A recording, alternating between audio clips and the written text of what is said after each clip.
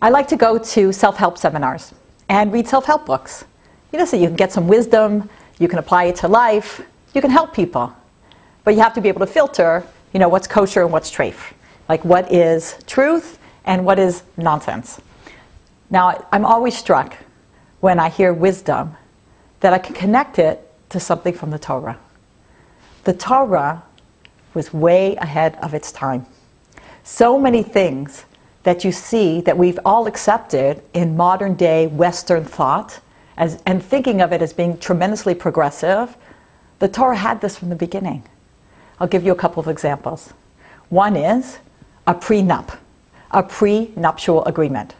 Long before Ted Turner married Jane Fonda and they had a prenup in case this didn't work out, and it didn't, the Torah had a ketubah. The ketubah, the marriage contract, that is read at every chuppah, and it's not considered in Jewish law that you're married unless you have this. You must have this, it's essential. It's a prenup.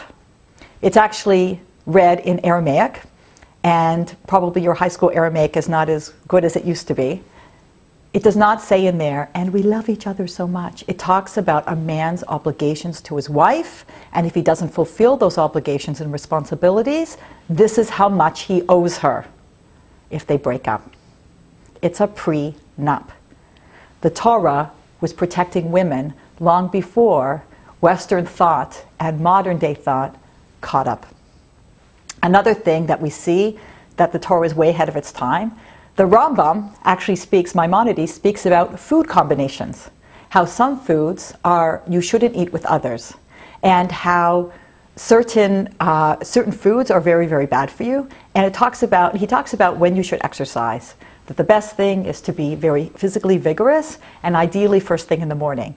Now, if you read any of the health magazines, a lot of nutrition now talks about food combinations, that you shouldn't mix these types of foods with these types of foods. So Maimonides was way ahead of his time.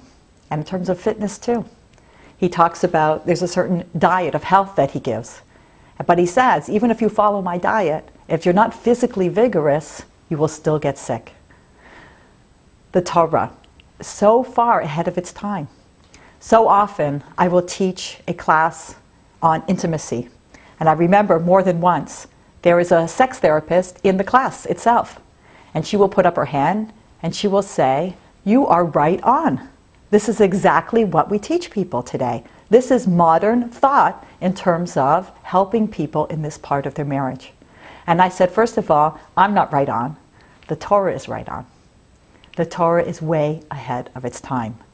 It's the book of all books, the source of all wisdom. Read it. I'm Lori, Almost Live.